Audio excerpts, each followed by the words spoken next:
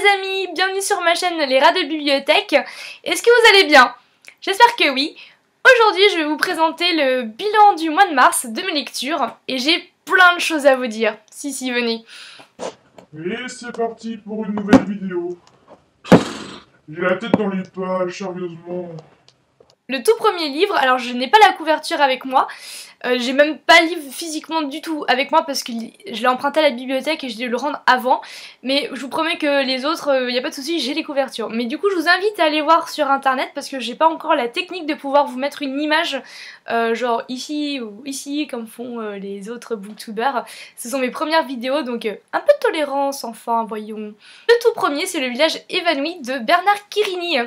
Alors pour le petit speech, ce sont en fait les habitants d'un petit village qui un matin se réveillent et ne peuvent plus en sortir. Ils se rendent compte aussi par la suite que personne ne peut non plus y rentrer. Ils n'ont pas de contact avec les gens qui, par exemple si moi j'habitais le village et que j'avais un fils à Paris, je ne peux plus le téléphoner, je ne peux plus envoyer de mail, rien du tout, je ne peux plus communiquer avec lui. Par contre je peux communiquer avec mon voisin, je peux lui envoyer un mail, je peux aller sur le site de la mairie de la ville, hyper pratique. Donc voilà. C'est une espèce en fait de barrière invisible qui encercle ce village et qui retient finalement les habitants prisonniers. Ça peut faire penser à Dôme. Dit comme ça. On m'a appelé les gars. Ce que j'ai adoré dans ce livre, c'est justement tout ce raisonnement et ce questionnement sur comment ces habitants vont survivre, vont prendre des décisions. Et avec tout ce suspense que eux aussi ils ont, et nous aussi en tant que lecteurs, est-ce qu'un jour cette barrière invisible va s'enlever ? Si oui, qu'est-ce qu'ils vont faire? Sinon, qu'est-ce qu'ils vont faire? Comment ils vont réagir? Et voilà, on va défiler les pages pour savoir genre, ah mais alors attends, mais c'est quand que du coup ça va s'enlever et tout ça? Et pendant ce temps, on a un récit qui est vivant. Qui est vivant parce qu'il y a énormément de personnages, au final, on va à la rencontre de ses habitants. Et ils sont attachants. Chacun dans leur genre, mais ils sont attachants. Et même en termes de récit, on va dire en forme de récit, c'est aussi un texte qui est vivant parce qu'il y a différentes formes justement, on entend toutes ces voix des personnages qui constituent ce village. Mon petit bémol, c'est le final. Je dois dire qu'en fait, tout ce qui est un peu fin, abstraite, où on laisse le lecteur genre bah vas-y fais ton hypothèse, hein, je vais te lancer ça comme piste et ça comme piste, à toi de voir.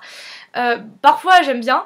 Là je trouve pas que ça soit... Enfin ça m'a énormément manqué en fait cette dernière phrase finale. Vous savez c'est comme si aussi en plein dénouement et il vous manque genre la toute petite dernière action pour savoir si par exemple le personnage meurt ou pas. Bon j'exagère avec ce livre là, c'est pas vraiment ça du tout la fin, mais c'est juste pour vous illustrer en fait ma frustration de pas avoir eu cette fameuse fin, cette dernière phrase que j'attendais, parce que c'est un livre qui a une certaine morale en réalité dessus. C'est comme en fait on apprend à se débrouiller, parce que je rappelle que comme ils ont pas de contact avec l'extérieur, ils vont jamais être par exemple livrés, par exemple ils ont un super un centre commercial, ils vont pas être livrés par la nourriture, les camions ne peuvent plus, ils sont coupés, c'est comme s'ils n'existaient plus, qu'ils étaient rayés. Donc on retourne dans les valeurs de la terre, etc.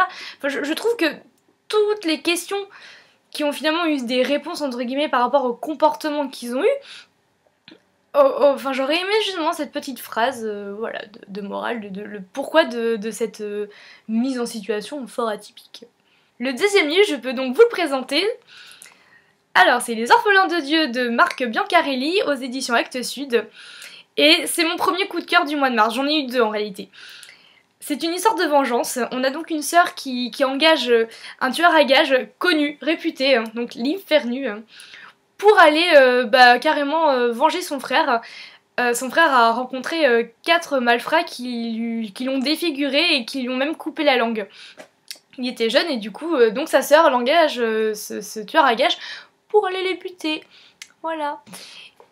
Et derrière ça, on a aussi du coup l'histoire de l'Infernu parce que il est vieux, c'est sa dernière mission, il le sait, c'est pour ça d'ailleurs qu'il accepte parce qu'en plus c'est bien payé.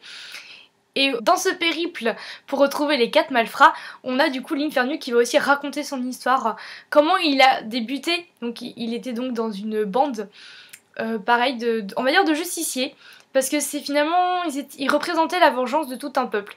Donc vous voyez, déjà il y a une vengeance personnelle et après il y a une vengeance qui s'étend à la vengeance d'un peuple. Et là j'ai envie de dire, âme sensible, s'abstenir. Parce que là, on rencontre des personnages complexes. Complexes dans le sens où ils font des horreurs, ils sont insensibles, ils font la guerre très clairement. Hein, c'est un western corse Pour vous donner un ordre d'idée un petit peu, hein, ça flingue un peu à tout va, voilà, c'est... On fait pas dans la finesse, pas du tout. C'est des règlements de compte, donc voilà, on y va, c'est la guerre. Et à la fois, donc, ce sont des personnages qui sont aussi touchants parce que ils ont une motivation qui, à la base, il y a un motif derrière ça. La vengeance, souvent, c'est parce qu'on nous a fait du mal. Donc il y a un réel motif, mais vous verrez par vous-même tellement c'est à la fois c'est complexe. C'est superbement bien écrit, mais mon dieu, les 10 premières pages, j'ai quand même dû m'habituer parce que j'avais pas forcément l'habitude de me retrouver face à une écriture aussi maîtrisée, aussi belle, mais la langue française est magnifique, c'est fou. Après, j'aime beaucoup les éditions Actes Sud, j'avoue, je suis jamais déçue. Bon, après, il y en a tellement, j'en ai pas tous lu, mais je suis rarement déçue quand j'en lis. La couverture est, je trouve, assez représentative de ce qui peut se passer dans le livre. Hein. Elle rebute un peu, certains, moi personnellement. Bah, dès qu'il y a du sang, une intrigue, moi j'aime bien. Alors faut pas qu'il y ait du sang pour juste qu'il y ait du sang, mais là c'est vraiment justifié. Et j'ai qu'une envie, c'est de vous inviter à vous y plonger dans cette épopée corse, dans ce western corse, et avec ses personnages. Et découvrir l'Infernus, ce fameux tueur à gages. Son histoire, son passé, et pas finalement que son passé, l'histoire aussi, enfin le passé d'un pays. T'as pas peur que je cherche à manger de l'art numérique? Non. Essaye et tu brûleras. Wow, on se calme là tous les deux. Hein. J'ai autant besoin de l'un comme de l'autre, ok? Le troisième livre, c'est l'affaire Jenner de Jasper Fforde. C'est le tout premier en fait d'une longue série, mais alors ça j'y suis après. Donc je me suis réservé le numéro 2 à la bibliothèque et donc forcément je le lirai en avril, donc vous en saurez plus sur le numéro 2. En tout cas le numéro 1, ce qui m'a attiré c'est parce que la protagoniste est une détective littéraire, donc on va effectivement rentrer dans une espèce d'intrigue enquête dans l'univers de la littérature, dans Jenner. Voilà, donc on a un méchant avec des pouvoirs qui seront jamais vraiment identifiés, mais bon bref, il est invincible, qui veut du coup tuer les personnages des grandes œuvres littéraires, et en les tuant du coup l'œuvre littéraire n'existe plus en soi. Donc là on fait appel à Sardenec. Je vous fais un bref résumé, mais voilà, moi ça m'avait énormément attiré parce que forcément j'aime les livres, alors dès qu'on parle de littérature, j'y suis. Sauf que à la lecture, j'ai trouvé qu'au départ, on débarque dans un univers mais complètement décalé, mais c'est vraiment décalé, hein, vraiment. Et du coup, déjà, ça m'a mis une certaine distance avec le livre. L'écriture, parfois, je trouve que l'action, elle est... On sait pas toujours trop ce qui se passe. Après, ça commence vraiment à arriver quand Sardenec, donc la protagoniste, arrive chez ses parents, donc dans sa ville, et l'intrigue démarre vraiment à ce moment-là. Quand justement on en apprend un peu plus sur ce personnage, parce que faut avouer quand même, tout au début il y a plein de personnages mais il reste pas 3 pages. C'est un peu bête pour s'attacher. C'est très inventif. C'est vraiment très inventif autour de la littérature. C'est ça qui m'a le plus plu en fait dans ce roman. La fin est pas mal aussi. Une fois qu'on est dedans, je veux dire, faut dépasser quand même les 200 premières pages. C'est énorme, mais faut les dépasser. Après on s'y sent bien, c'est un livre de divertissement. Surtout si on aime la littérature, les livres. Ça peut que nous combler. Hein. Et les inventivités qu'il y a autour de ce thème-là, là par contre, j'ai vraiment été emballée. Et j'ai envie de vous lire un passage. Alors par contre, je voudrais que vous me pardonner mon accent anglais qui est fort détestable. Je n'ai jamais su prononcer Shakespeare. Donc je risque de déformer, mais bon voilà, je vous préviens avant. Le Shakesparler, officiellement connu comme distributeur automatique de monologues de Shakespeare, était celui de Richard III. C'était une simple boîte à moitié vitrée avec un mannequin d'aspect réaliste, visible à partir de la taille et affublé d'un costume approprié. Pour 10 pence, l'appareil débitait un court extrait de Shakespeare. C'est pas génial ça comme invention, sérieusement. Ce sont des machines qu'on trouve dans des aérogares, ou des aéroports comme vous voulez. Imaginons que vous arrivez, votre train n'est pas encore là, vous mettez 10 centimes et vous avez une pièce de genre Roméo et Juliette débité par un robot, mais c'est fantastique, j'aimerais trop voir ça, c'est génial. Et honnêtement, il y en a plein des inventivités comme ça, et encore je pense que là comme c'est le premier, j'ai pas tout vu, et c'est ça qui est cool, j'ai hâte de voir ce qu'ils vont en faire en fait. C'est un peu ma lecture, divertissement, détente, sans que ça soit vraiment un gros coup de cœur, mais c'est sympa, vraiment c'est sympa. Le troisième livre, Et même c'est même le 3-4 parce que du coup je vais vous parler d'une série mais qui est en 2 tomes. Mais bon du coup ça fait 2 livres que j'ai lus. C'est l'aventure de Toby Lones. Alors je sais pas si vous connaissez parce que ça date un peu hein, ces histoires. Je mets même peut-être plutôt dans le bon sens, ça sera mieux. Hein. Donc de Timothée de Fombelle. Ça date un peu, moi je les avais pas lus en fait quand j'étais ado. Hein. C'est dommage parce que j'ai vraiment bien aimé. J'aurais aimé les découvrir avant.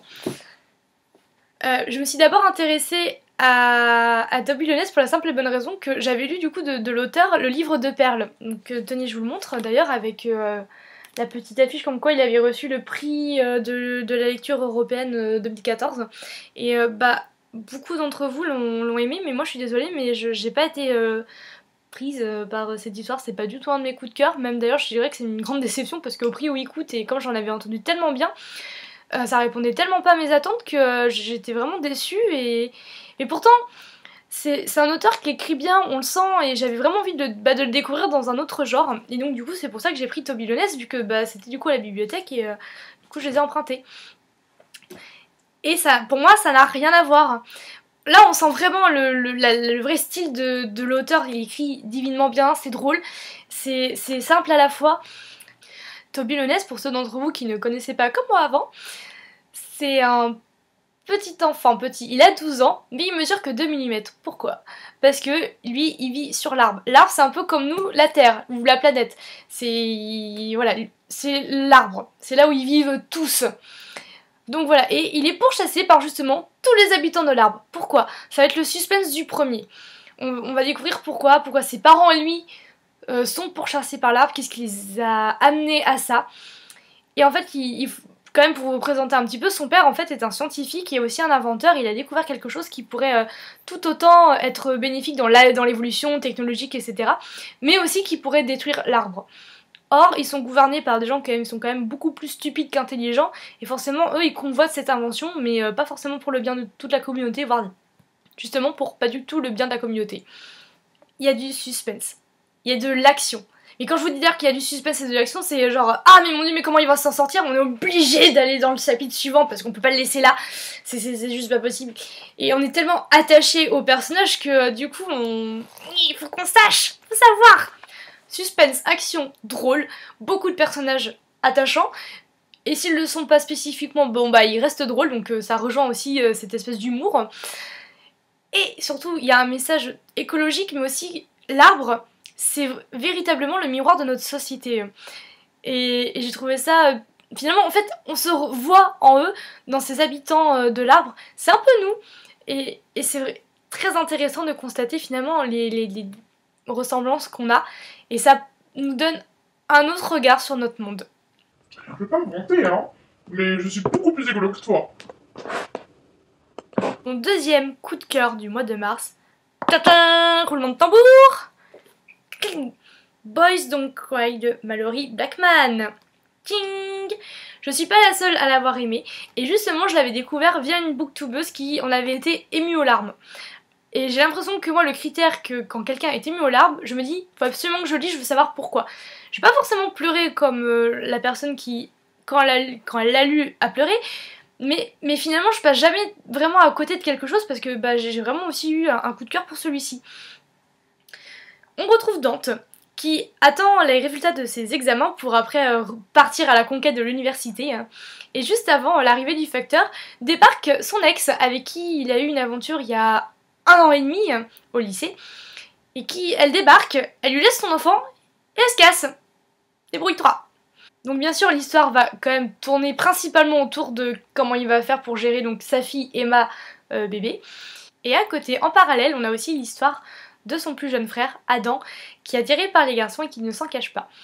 Ils sont élevés par leur père, ils vivent avec leur père, ils ont perdu leur mère quand ils étaient plus jeunes. Donc on a cette génération en fait, c'est pas même pas une génération, c'est des relations père-fils, frère, grand-père, petite-fille et jeune père-fille.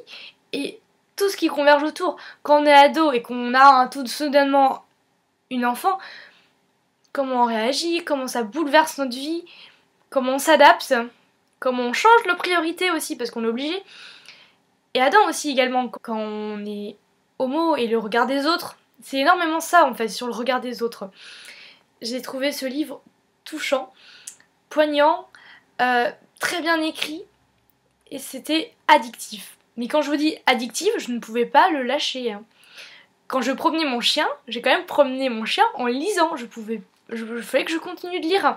Dès que j'avais 2 minutes, il fallait quand même que je lise une ligne. Même une ligne, ça me suffisait, mais il fallait que je continue. Tellement c'était très addictif, c'était accrocheur. Le plus, c'est le point de vue des garçons. Pour une fois qu'on ne tombe pas avec un personnage féminin jeune qui se retrouve enceinte et du coup abandonné par le père de l'enfant, bah là ça change, c'est le jeune père de l'enfant, un adolescent qui se retrouve avec un bébé sur le bras. J'avais vu une série sur ça, ça s'appelait Hope, ça passait sur la 6 cet été et ça m'a fait penser à ça. Bon après Hope c'était drôle. Là je dis pas que c'est pas drôle mais il y a des choses émouvantes, c'est pas toujours joyeux et à la fois c'est joyeux. Le bémol, je trouve que les bébés, le personnage du bébé dans les... Je vais parler des livres, je trouve qu'ils sont beaucoup trop mignons par rapport à la réalité. Mais moi un bébé comme ça, y a pas de souci. Mais j'en veux. C'est pas toujours très réaliste, je n'ai pas l'impression de retrouver un bébé. Je dis pas que les bébés dans la vraie vie pleurent tout le temps, chialent tout le temps. C'est... Pleurer et chialer c'est pareil, c'est pas grave, mais voilà, ne font pas leur nuit, ils ont tout le temps faim, ils vont toujours dans leur couche, je dis pas ça. Je dis juste que parfois l'écriture squeeze un peu des passages de la réalité et du coup font que le personnage il sourit tout le temps, on sent vraiment le truc venir vraiment du personnage lunaire qui va changer aussi la vie de cette famille. Bon voilà, je vous dis pas tout, c'est pas forcément ça, mais je vous laisse le découvrir et vous faire votre propre avis. En exclusivité, et je vous dis bien en exclusivité parce que c'est donc mon dernier livre de la vidéo, mais je l'ai fini cette nuit. Et ouais, c'est 2 gouttes d'eau de Jacques Esper. Alors si vous voyez tout ça, c'est parce que bon, tous les livres que je vous ai présentés, je les ai empruntés à la bibliothèque. Et celui-ci fait partie de la présélection pour un salon du polar qui se passe dans ma région.